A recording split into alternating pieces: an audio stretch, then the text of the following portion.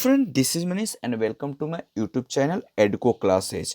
आज मैं बात करूंगा गेस्टाल्ट साइकोलॉजी या गेस्टाल्ट थ्योरी का, जिसे इनसाइट थ्योरी भी कहा जाता है। ठीक है, it is the one of the most important session of seven school of psychology. Seven school of psychology का काफ़ी इम्पॉर्टेंट थ्योरी थे, उसमें से ये सबसे ज़्यादा इम्पॉर्टेंट है। बहुत सारे थ्योरी से ये अलग था। इससे पहले हम लोगों ने देखा था, पढ़ चुके हैं स्ट्रक्चरलिज्म के बारे में, फंक्शनलिज्म भी हम लोगों ने देखा, साइको एनालिसिस के बारे में पढ़ा, बिहेवियरिज्म पढ़ा, trial and error method, Thorndike, सारे बिहेवियरिज्म में हम लोगों ने देखा था, क्लासिकल कंडीशनिंग को देखा था। तो आज हम बात करेंगे गेस्टाल्टिज्म के बारे में। ये काफ़ी इंपॉर्टेंट है, सारे जो टेट एग्जाम्स होते हैं ना, वो सारे टेट एग्जाम्स में पूछे जाते हैं। इसलिए इस सेशन को आप मिस मत करना और स्किप करके मत देखना, क्योंकि स्किप करोगे ना तो समझ में नहीं आएगी। लास्ट तक आप देखना पेशेंसली, ठीक है। और इसमें मैं टू द पॉइंट एक एक पॉइंट को मैं डिस्कस करने की इसमें कोशिश किया हूँ। और अगर फिर भी किसी प्रकार का किसी को प्रॉब्लम हो तो आप मुझे कमेंट बॉक्स में कमेंट करके कह सकते हो, पूछ सकते हो। सेशन को स्टार्ट करने से पहले आपको मैं बता दूं कि अगर अभी अब तक आप लोगों ने मेरे चैनल को सब्सक्राइब नहीं किया है तो आप मेरे चैनल को सब्सक्राइब कर लो, दोस्तों के साथ ज़्यादा से ज़्यादा शेयर करो, ताकि मेरी जो कॉन्फिडेंस लेवल है वो भी बूस्टअप रहे, बना रहे। ठीक है, तो इस थ्योरी को स्टार्ट करते हैं। और एक चीज़ और, अगर किसी को पीडीएफ चाहिए तो आप मुझे टेलीग्राम पर फॉलो कर सकते हो। मैं यहाँ टेलीग्राम का लिंक दे दिया हूँ, और यहाँ पर आप किसी प्रकार का कुछ पूछना हो तो आप मुझे मेल भी कर सकते हो। यहाँ पर मैं आप लोगों को हिंदी में एक्सप्लेनेशन करूँगा और नोट्स जो होगी वो इंग्लिश में प्रोवाइड करूँगा। ठीक है, तो इस थ्योरी को स्टार्ट करते हैं। आप पूरा सेशन अच्छे से देखना ताकि आपको पूरी कंसेप्ट समझ में आ जाए। पहले हम लोग जान लेते हैं कि आज के सेशन में पढ़ना क्या क्या है। आज के सेशन में हम बात करेंगे मीनिंग ऑफ गेस्टाल्ट का। ठीक है, इसको इंग्लिश में जेस्टाल्ट भी कहा जाता है, ऐसे हिंदी गेस्टाल्ट गेस्टाल्ट कहा जाता है। ठीक है, फिर उस गेस्टाल्ट की जो साइकोलॉजी की डिफिनीशन है उसको हम लोग देखेंगे। कौन कौन से साइकोलॉजिस्ट लोग, किनकी इम्पोर्टेंसी रहा, कंट्रीब्यूटर क्या, कंट्रीब्यूटर जो थे जेस्टाल्ट साइकोलॉजी कौन कौन थे, उस उनके बारे में डिस्कस करेंगे। प्रिंसिपल गेस्टाल्ट की प्रिंसिपल्स क्या है, वो किस चीज़ों को लेकर बात करती है, ये सब चीज़ों को देखेंगे। फिर उसके बाद इंसाइट थ्योरी क्या थी, इंसाइट लर्निंग क्या थी, इसको हम देखेंगे। और इसकी जो पूरी होल इंसाइट या फिर गेस्टाल्ट की बात करते हैं, इसकी एजुकेशन में क्या इंपॉर्टेंट रोल है, इसको देखेंगे। गेस्टाल्ट जो एक वर्ड है, एक जर्मन वर्ड है और इसका जो मतलब होता है कॉन्फ़िगरेशन। कॉन्फ़िगरेशन मतलब शेप होता है, पैटर्न होती है, फॉर्म होता है। आप इसको सिंपल वे में कहें तो whole in contrast to a collection of parts, we can say कि गेस्टाल्ट वादी जो थे लोग बात करते थे कि होल, पूरी जो, आप किसी भी चीज़ों को अगर देखना है तो टुकड़े में मत देखो, होल में देखो। इसीलिए इन्होंने कहा कि आप चीज़ों को अगर जब होल में देखोगे ना तो वो ज़्यादा इजी होगा और उस प्रॉब्लम को सॉल्व करने में हमें ज़्यादा आसानी होगी। ठीक है, तो इन्होंने यही चीज़ कहा गेस्टाल्ट के कि वी सी होल। ओके, तो when parts identify individually have different characteristics to the whole, आप अलग अलग पार्ट में देखने से बेटर है कि आप उसे होल में देखो, क्योंकि होल में आप देखोगे तो आपकी प्रॉब्लम ज़्यादा नहीं आएगी। अगर उसी चीज़ों को आप यहाँ पर देखो, साइकिल का मैं पिक्चर दे रखा है, इस साइकिल को आप जानते हो, ठीक है, लेकिन अब इसी को टुकड़ा करके आपको मैं बताने लगूं तो आपको कंफ्यूजन क्रिएट होगी। इसीलिए पूरी होल को पहले समझने की कोशिश करो। ठीक है, टुकड़ों से बेटर होता है, इसीलिए कहते हैं whole is greater than parts. Okay, तो एग्जाम्पल देखते हैं। एग्जाम्पल एक मैं यहाँ पर ट्री को दिखा रखा है, ट्री देख लो आप। तो इसमें मैं ट्री, जैसे अगर इसको छोटे छोटे टुकड़ों को मैं बताता हूँ, चलो कि ये ट्री है, ट्री में बताया तो आपके दिमाग में समझ में आ जाएगी, लेकिन मैं बोलूँगा कि it's a part, a trunk, branches, leaves, perhaps blossom या fruit, but when you look at an entire tree. आप ये देखो, अगर मैं ट्री बताने से पहले मैं ये सारे छोटे छोटे टुकड़ों को डिस्कस करूँ, पार्ट्स को डिस्कस करूँ, तो आपको समझ में नहीं आएगी। लेकिन पूरी होल को मैं पहले बता दूँ, उसके बाद ये सारे पार्ट्स को एक एक स्टेप करके अगर मैं बताऊं तब ज़्यादा इजी वे में आप समझ पाओगे चीज़ों को। तो ये सारी चीज़ें यहाँ पर बात कही गई है गेस्टाल्ट थ्योरी में। गेस्टाल्ट स्कूल साइकोलॉजी में यही चीज़ें, साइकोलॉजी इज ए स्कूल में इसी यही सब कहा गया है कि जो आप मान लेते हैं कि बच्चों को कि जो फर्स्ट जो होल पार्ट है, होल प्राइमरी इम्पोर्टेंसी में डाला गया, प्राइमरी थिंग्स में डाला गया कि उसको फर्स्ट इम्पोर्टेंट पार्ट कहा गया कि होल को पहले आप शो करो, ठीक है। और जो पार्ट्स है ना उसको सेकेंडरी इम्पोर्टेंट में डाला गया, ठीक है। तो गेस्टाल्ट में जो यही कहा गया कि गेस्टाल्ट साइकोलॉजी जो है thought that looks at the human mind and behavior as a whole, not in a parts. Okay, the essential point of gestalt psychology is that in perception the whole is different from the sum of its part. कहा जाता है कि आप छोटे छोटे टुकड़ों में आप जब बताओगे ना उससे कंफ्यूजन क्रिएट होती है, वो डिफरेंट होता है होल से। यानी अब चीज़ों को, एक पेन का एग्जांपल ले लो यहाँ पर कि अगर पेन को मैं बताइए लीड है, इसका कैप है ना, ये और अलग अलग उसकी कलर, ये इस तरह कर कर अगर हम उसको बताने लगे तो कंफ्यूजन क्रिएट होगा। लेकिन अगर जब मैं पहले बता दूं कि ये पेन है, अब पेन बताने के बाद मैं अगर बताऊं कि इसका कलर ये है, इसका इसको लीड कहते हैं, इसे कैप कहते हैं, तो ज़्यादा समझ में आएगी। तो इस चीज़ों को समझने के लिए पहले होल को बताना जरूरी है टीचर्स को, ठीक है। जेस्टाल्स इसीलिए फोकस करते हैं belief that human consistence can not be broken down into the elements, ठीक है। एक ह्यूमन कंसिस्टनेस पर बात कर रही है, उसको ब्रोक, जो छोटे छोटे एलिमेंट में ब्रोक करने के बाद नहीं कही गई है, ठीक है। ये गेस्टाल्ट का कॉन्सेप्ट था, गेस्टाल्टवादी का कॉन्सेप्ट था, ठीक है। अब कंट्रीब्यूटर्स कौन कौन थे, किनकी योगदान रही, किन इस थ्योरी को किनकी कॉन्सेप्ट किसके द्वारा दिया गया, इसको देखते हैं। तो जो इसका जो जनक माना जाता है मैक्स वर्दीमर को माना गया है, ठीक है। मैक्स वर्दीमर को माना गया है। इनकी जो जन्म 1881 और जो डेथ 1943, इसके बीच में इनका ड्यूरेशन रहता है। ये गेस्टाल्ट प्रिंसिपल्स की डेवलपर कहा जाता है, लेकिन जो इम्पोर्टेंट रोल होता है वो कोहलर का होता है, ठीक है। कोहलर का इसमें उल्फ गैंग कोहलर जो थे, इनका इम्पोर्टेंट रोल होता है, आगे हम डिस्कस किए हुए हैं, वेट कीजिए थोड़ा सा, ठीक है, मैं उसको बताऊंगा। Work with apps on insight, okay. वो इनका जो ड्यूरेशन है 1887 टू 1967, इसी बीच में इनका काल रहती है। फिर इसमें और भी बहुत सारे लोग थे इन्वॉल्व, लेकिन जो इम्पोर्टेंट 3 लोग को कहा गया, इसमें कॉट कोफका का एक नाम आता है। इन्होंने लॉ ऑफ परसेप्शन की बात कही गई है, ठीक है, कि व्यू परसेप्शंस का मतलब ओपिनियन की बात कही गई है, व्यू की बात कही गई है, ठीक है। फिर उसके बाद आता है कट ल्यूइन का बात आता है 1890 और 1947। तो इसमें से इस 4 लोगों की इम्पोर्टेंट रोल था इस गेस्टाल्टवादी को आगे बढ़ाने में, लेकिन सबसे ज़्यादा इम्पोर्टेंट रोल जो था आपका वुल्फगैंग कोहलर का था, ठीक है ना। तो इसको हम लोग, ये चारों का इसमें इम्पोर्टेंट रोल होता है। ये कभी कभी एग्जाम में ऐसे एग्जाम के से रिलेटेड नहीं, लेकिन फिर भी जान लेना ज़रूरी है। मैक्स वर्दीमर जो थे इनका फाउंडर था, और जो इसमें जो 2 इंसान थे कोफका और कट लेविन, ओके। और जो इम्पोर्टेंट रोल तो आप जानते ही हैं, वुल्फ गैंग कोहलर, कोहलर के नाम से बहुत ही फेमस। इसमें सुल्तान एक चिंपांजी रहती है, उस पर एक इनसाइट थ्योरी ये निकाल कर आते हैं, उस चीज़ों को आगे बढ़ाते हैं, गेस्टाल्टवादी को, गेस्टाल्ट थ्योरी को, ठीक है। तो ये सारी चीज़ों को डिस्कस करते हैं। गेस्टाल्टवादी का कुछ प्रिंसिपल था अपना, ठीक है। जैसे कि फिगर एंड ग्राउंड था एक प्रिंसिपल्स, इन्हें फिगर एंड ग्राउंड की बात करते हैं, प्रॉक्सिमिटी की बात करते हैं, क्लोजर्स की बात करते हैं, सिमिलैरिटी की बात करते हैं, कंटिन्यूएशंस की बात करते हैं, सिमेट्री और ऑर्डर की बात करते हैं। ये सारे थ्योरी क्या है, इसको हम देखते हैं one by one, step by step. ये जो सारे प्रिंसिपल्स एक दूसरे से जुड़े हुए हैं, ठीक है। तो इस फिगर एंड ग्राउंड में ये बात कही गई है कि the principle show perceptual tendency to separate whole figure from their background based on one or more of a number possible variables such as contrast, color, size. इसमें यही बात कही गई है कि आप पूरी अलग अलग फिगर को आप ना देखकर होल देखो। जैसे इसमें बैकग्राउंड क्या है, वाइट है, ब्लू है, वाइट है। शेप देखो तो आप स्फेरिकल्स है, स्क्वायर है। इस फिगर में आप देखो तो इसमें आपको बताया जा रहा है ये येलो है ना, ब्लैक है। तो इसको अलग अलग ना देखकर एक पिक्चर के रूप में पूरा कंप्लीट एक आप फिगर के रूप में आप देखो।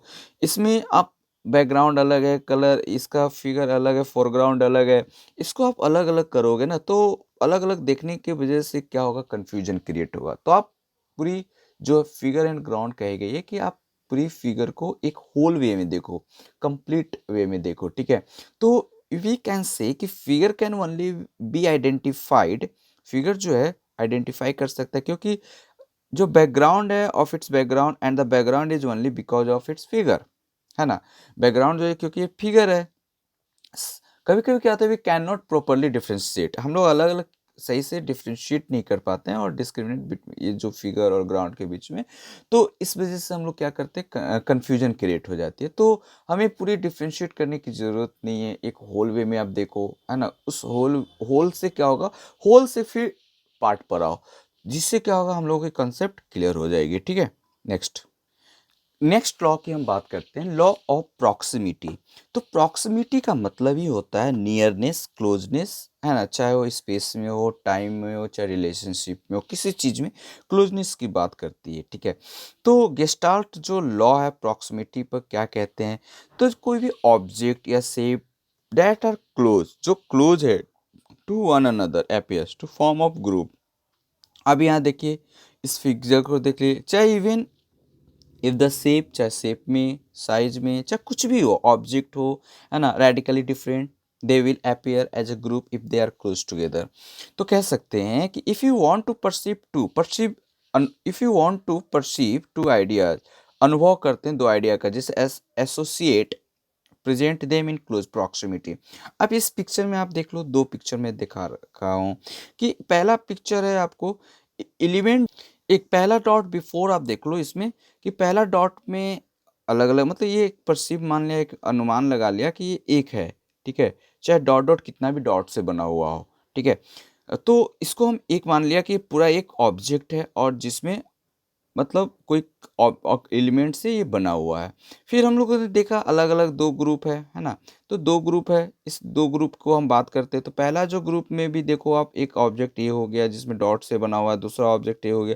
तो इसको हम होल एक ऑब्जेक्ट के रूप में देख रहे हैं, ना कि इसमें क्या क्या एलिमेंट्स लगे हैं, ये सारे चीज़ों को हम नहीं देख रहे हैं। अब ये देखो, पहले आप इस कार को देख लो आप कि इसमें बहुत सारे कार जो एक कार का शेप बना, क्या बना है, कार का शेप बना है, ठीक है? तो जब कार का शेप बना तो इस कार में क्या-क्या एलिमेंट लगा, उसको ना जानने से बेटर है कि पहले ये जानते हैं ये शेप क्या है, कार है।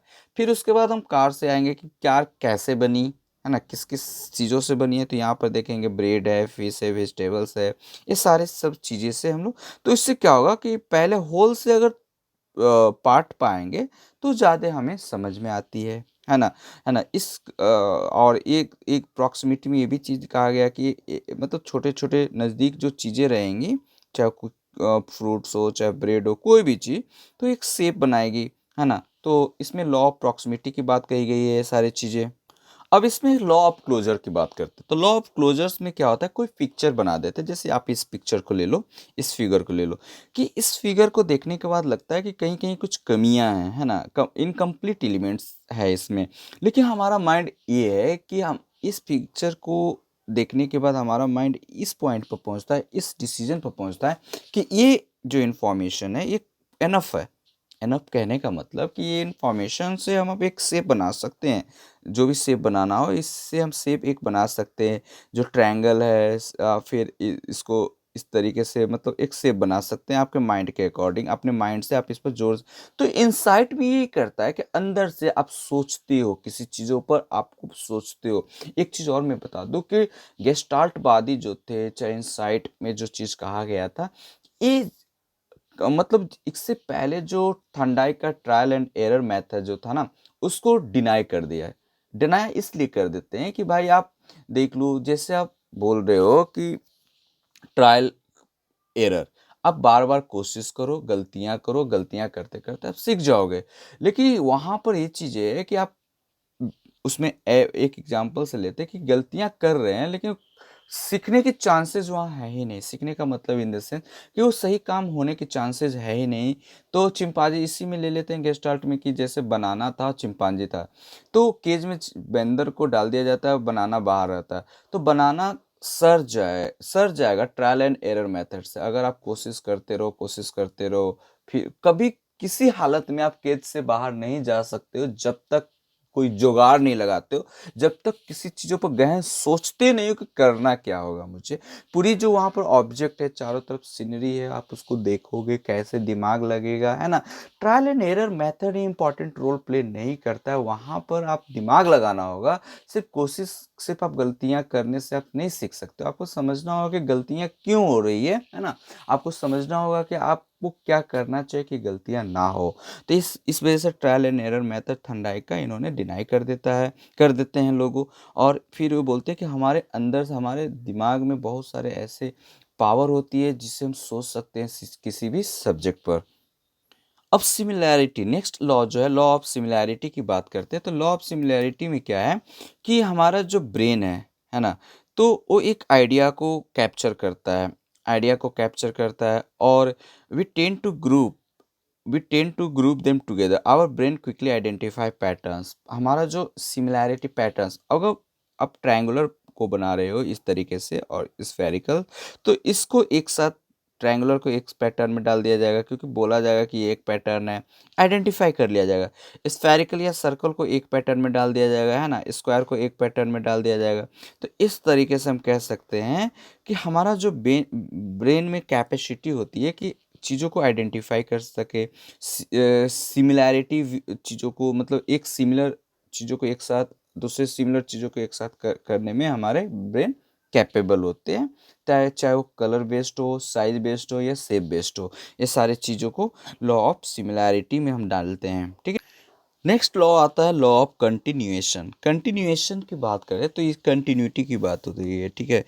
तो कंटिन्यूटी में क्या होता है कि हमारा जो इतना कैपेबल है ब्रेन कि आप किसी चीज़ को आप बार बार विजुलाइज कर रहे हो, यानी the brain will carry on any visual patterns. कोई भी जो विजुअल पैटर्न्स को आप देख रहे हो, तो उससे एक पैटर्न हमारा ब्रेन क्या करता है, विजुलाइज करता है, कैरी करता है वेदर स्मूथली, चाहे वो मतलब पैटर्न कैसा भी content happen when we viewer eye moves. When you see a figure like this you are much more likely to see it consisting of two lines rather than of the two shapes. आप इसी को देख लो इस line में कि ये क्या है, मतलब एक आप दिस, ये इस तरीके से घुमा, फिर ये ऐसे घुमा, एक ही कलर का है। फिर आप देखो एक अलग कलर, फिर ये कलर, फिर देखो यहाँ पर ऐसे घुमा दिया गया, फिर इस तरीके से।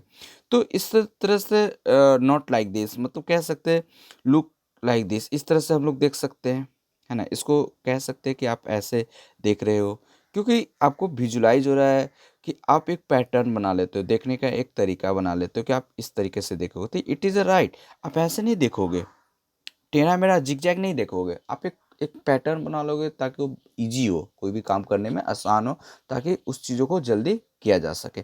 तो लॉ ऑफ कंटिन्यूटी में ये गेस्टाल्ट प्रिंसिपल कहता है कि कंटिन्यूटी जो है, जो which saw a single unbroken line, जो दिखता है, मतलब हम देखते हैं एक बिना तोड़े हुए, बिना ब्रोक किए हुए एक सिंगल लाइन को देखते हैं, likely to be seen entity, एक इकाई में, यानी ब्रेक करने से बेटर है आप एक इकाई में देखने की कोशिश करो, है ना, तो ज़्यादा प्रॉब्लम आपको जल्दी सॉर्ट आउट होगी, सॉल्व कर पाओगे, ठीक है। नेक्स्ट लॉ आता है लॉ ऑफ सिमेट्री और ऑर्डर।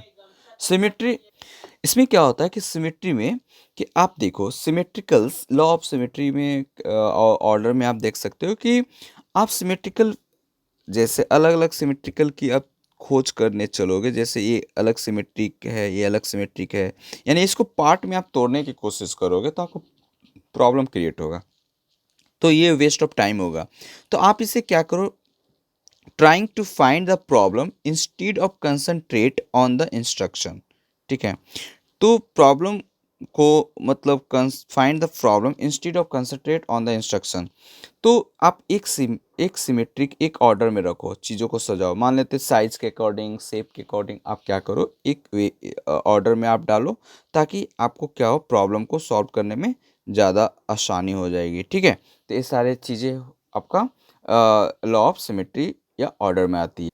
अब इसी गेस्टाल्ट थ्योरी से निकल कर आता है इनसाइट थ्योरी, ठीक है। इसी इनसाइट थ्योरी मेनली जो इम्पॉर्टेंट रोल प्ले करते हैं, ये इनसाइट थ्योरी का जो क्रेडिट जाता है वो वोल्फगैंग कॉलर को जाता है। ये उन्होंने इसमें बताने की कोशिश की है कि पहले हम लोग जान लेते हैं इसमें क्या-क्या यहाँ पर थी। तो एक चिंपांजी रहते हैं, इस चिंपांजी का नाम रहता है सुल्तान, ठीक है? उसके बाद ऑब्जेक्ट में एक बनाना रहता है, स्टिक्स रहते हैं, बॉक्सेस रहते हैं, ये सारी चीज़ें। एक केज में एक केज रहता है, ये सारे ऑब्जेक्ट होता है, ठीक है? तो क्या होता है कि अब पिंजरे में क्या है, एक बनाना है और उसके ऊपर में बनाना क्या कर दिया, सॉरी, पिंजरे में चिंपांजी है और ऊपर में बनाना टांग दिया गया है। तो बनाना जब टांग दिया गया है तो चिंपांजी के सामने आप जब बनाना रखोगे तो स्टिमुलस बनाना हो गया, रिस्पॉन्स चिंपांजी रिस्पॉन्स करेगा। तो रिस्पॉन्स करेगा तो उसको खाने को प्रेरित कर रहा है। रिस्पॉन्स मतलब उसको खाने का प्रेरित कौन सा स्टिमुलस कर रहा है, आपको इंसाइट बनाना कर रहा है। तो वो कोशिश करता है लेकिन वो पहुंच नहीं पा रहा है, ठीक है? जब पहुंच नहीं पाता है तो काफ़ी कोशिश करता है, उछलता है, कूदता है, अगल-बगल डब्बे पड़े रहते हैं, स्टिक पड़े रहते हैं। शुरू में उसको ये दिमाग नहीं आता है कि वो करना क्या है। वो उछलते रहता है, कूदते रहता है, ट्रायल एंड एरर करते रहता है, कोशिश करता है लेकिन फेल हो जाता है, फिर शांत से वो बैठ जाता है। इसीलिए यहीं पर थंडाइक का ट्रायल एंड एरर मेथड को इन्होंने डिनाई कर दिया इसी चीज़ों को लेकर कि भाई अब बार-बार हम कोशिश कर रहे हैं, है ना? तो सडनली कहाँ कुछ भी ऐसा कुछ हो रहा है, ऐसा गलतियाँ करने से हम सीख नहीं रहे हैं। तो इसलिए यहाँ पर डिनाई करते हैं। फिर इन्होंने एक अलग वो सारे बिहेवियरिज़्म जो हम लोगों ने पढ़ा, क्लासिकल कंडीशनिंग बिहेवियरिज़्म और ऑपरेंट कंडीशनिंग, ये सारे से, है ना, साइको एनालिसिस, सब सारे से इन्होंने अलग एक कंसेप्ट दिया इनसाइट लर्निंग का।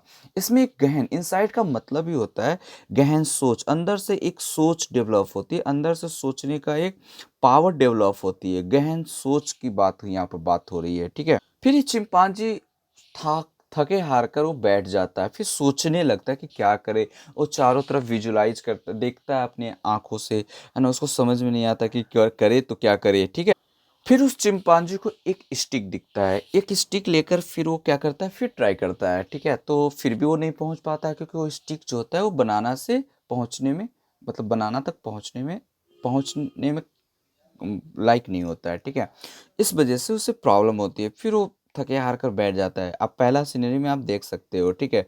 सेकंड में क्या करता है कि सेकंड सिनेरियो में कि chimpanzee would solve the problem, उसको खाने का मन है, स्टिमुलस उसके पास है, लेकिन वो ट्राई कर रहा है कि स्टिक से नहीं हुआ। फिर वो और देखता है इधर-उधर कुछ है तो नहीं, क्योंकि पहला स्टिक ने उसने मोटिव किया कि अरे चलो इतना पहुँच गया, थोड़ा और देखते हैं इधर-उधर। तो क्या करता है, बॉक्स देखता है तो बॉक्स को एक जगह क्या करता है, सबको जोड़ देता है ना? जोड़ने के बाद क्या करता है, उस स्टिक से तोड़ने की कोशिश करता है। तो इस तरीके से उसके दिमाग में बैठकर सोचने से क्या एक कंसेप्ट आया, क्योंकि उसके विजुलाइज़ करता है।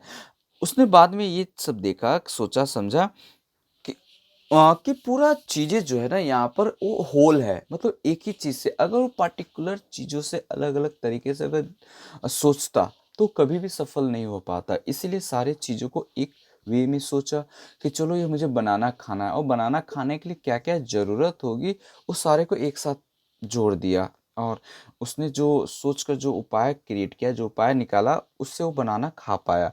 वैसे ही क्या होता है कि हमारे दिमाग में कोई भी चीज़ों को अगर हम लोग टुकड़े में नहीं समझ पा रहे तो उसको होल करके हमें समझना चाहिए।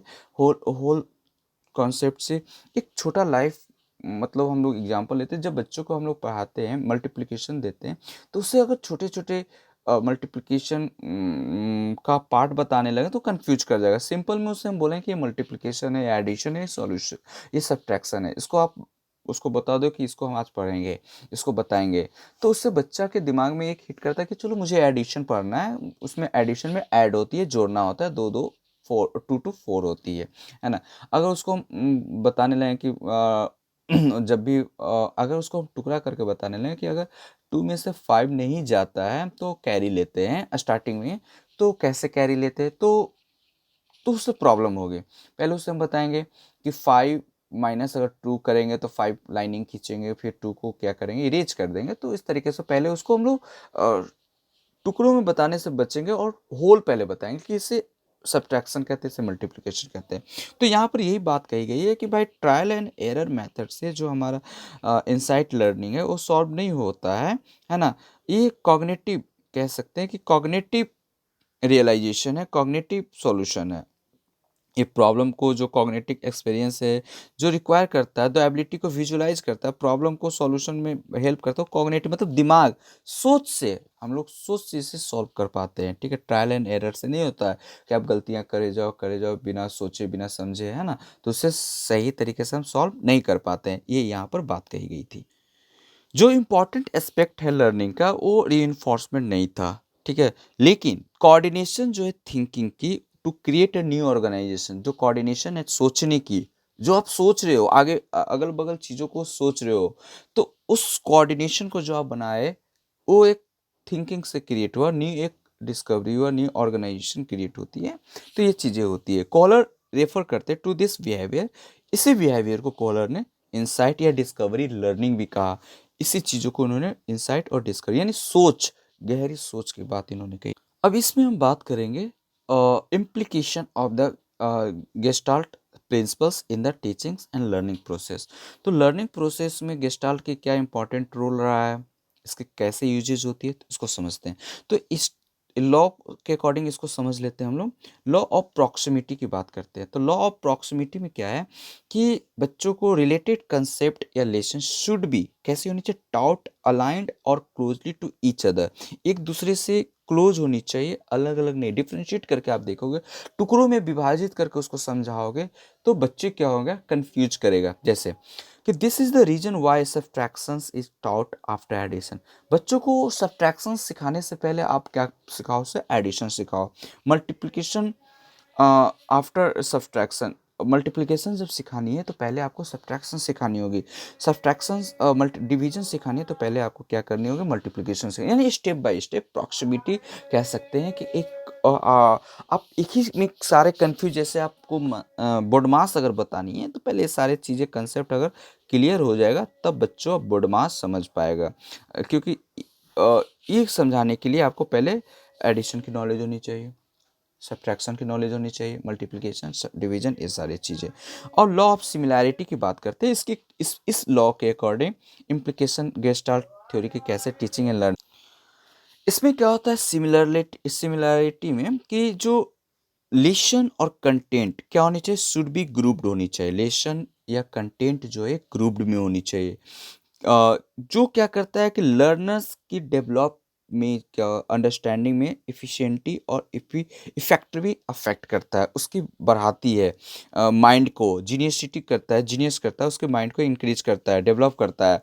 जैसे कि आप बात करते हैं कि अगर फर्स्ट यूनिट में ह्यूमन बॉडी आप पढ़ा रहे हो तो ह्यूमन बॉडी से रिलेटेड एक ग्रुप आप बनाओ, मतलब ग्रुप होनी चाहिए, कह सकते हैं कि उस सारे ह्यूमन बॉडी से इंफॉर्मेशन होनी चाहिए, है ना। और ह्यूमन बॉडी को एक छोटे छोटे टुकड़ों में पहले बताने से पहले ह्यूमन बॉडी का एक क्या बनाना चाहिए, स्ट्रक्चर बनाना चाहिए। उसके बाद क्या करोगे, उसको छोटे छोटे टुकड़ों में बताना होगा।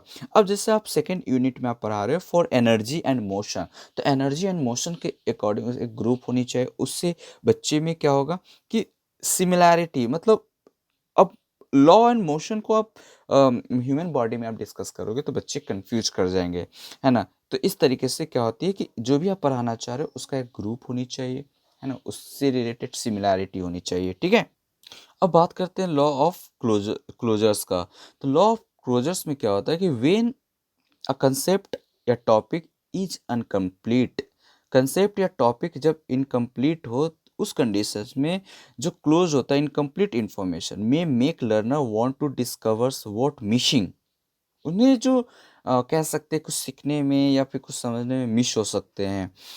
That concentrating on the given instruction, if student find the math algorithm का बात करते हैं, एल्गोरिथम का बात करते हैं कंफ्यूजिंग, ठीक है, because a certain questions is left unanswered or a step isn't clear, they will tend to concentrate on the confusion। यहाँ पर ये चीज़ कही गई है कि अगर पूरी चीज़ों को कंसेप्ट जब तक आप ख़त्म नहीं करते हो, अगर उसको पूरे ख़त्म ना कर कर पूरी कंप्लीट एक टॉपिक को आप ख़त्म जब तक नहीं करते हो और फिर बीच से ही क्वेश्चंस अराइज कर देते हो तो बच्चों को प्रॉब्लम होगा, बता नहीं पाएगा पूरी कॉन्सेप्ट समझ, क्योंकि वो पूरी कॉन्सेप्ट नहीं समझ पाया।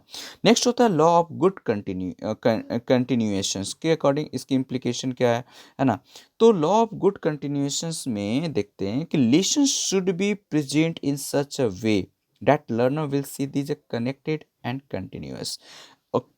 जो लेसन आप बच्चों को प्रोवाइड करना चाहिए वैसे, जिससे लर्नर्स जो है उससे कंटिन्यूअस कनेक्टेड रहे।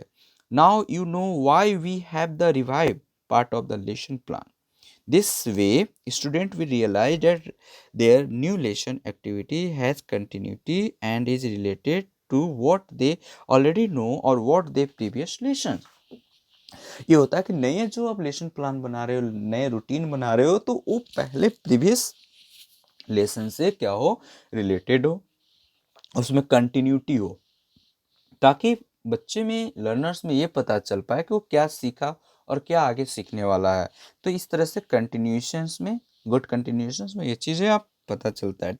अब हम बात करते हैं लॉ ऑफ प्रैग्नांज। प्रैग्नांज में क्या होता है कि इसमें हम बात करेंगे कि when things are grasped as a whole, किसी चीज़ को समझने के लिए छोटे छोटे टुकड़ों में समझने से बेटर है अगर उसको आप होल में आप समझते हो तो आपको एनर्जी कम लगेगी, आप कम समय में अच्छे से समझ जाओगे और जो समझे हुए चीज़ अच्छे से आपके दिमाग में रहेगी। ठीक है, तो ये कह सकते हैं कि प्रज्ञा होलिस्टिक, समग्र चीज़ों को समझने में इजी होती है, एनर्जी कम लगती है, कंप्लीट एंड अच्छे से वो हम दिमाग में समझ जाते हैं। तो इसीलिए कहा गया है सारे एक जो है इस तरह से बच्चों को पूरी कंप्लीटली, पहले आप ह्यूमन बॉडी पढ़ा रहे हो तो पूरी ह्यूमन बॉडी को बता दो आप कि ह्यूमन बॉडी है ना। उसके बाद धीरे धीरे उसको पार्ट को समझाने की कोशिश करो ताकि बच्चे पहले ग्रैप्स कर जाए कि ह्यूमन बॉडी क्या होती है। ठीक है, पार्ट समझने से बेटर है वो ह्यूमन बॉडी को समझ जाएगा तो पार्ट ऑटोमेटिकली धीरे धीरे समझेगा, है ना।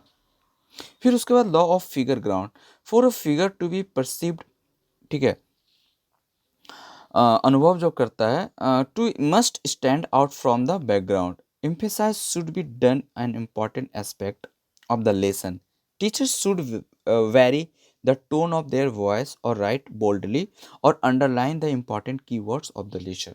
टीचर्स को चाहिए कि मान लेते जो बैकग्राउंड में आप दिखा रहे हो, जो बुक्स में दिखा रहे हो, तो उसको अंडरलाइन करके या फिर जो चीज़ों को आप बता रहे हो बोल्डली उसको अंडरलाइन करके आप बताओ कि ये चीज़ क्या है ना। ये सारी चीज़ एक ही से रिलेटेड है या नहीं है, ये सारी चीज़ों को बताने से बच्चे के दिमाग में क्या होती है कि जल्दी से जल्दी वो समझने की आदत आ जाती है। इसीलिए कभी कभी हम लोग जब बुक पढ़ते हैं तो उसको अंडरलाइन करके मेन की पॉइंट को हम लोग क्या करते हैं, अंडरलाइन करते हैं और उसको नोट डाउन करते हैं ताकि चीज़ों को जल्दी ग्रैप्स किया जा सके। ये law of figure ground. Thank you for watching my video. आप बताना कमेंट बॉक्स में कमेंट करके कि आपको कैसा लगा ये वीडियो। नेक्स्ट वीडियो के साथ फिर मिलते हैं, तब तक के लिए आपका दिन अच्छा हो। ठीक है, बाय बाय।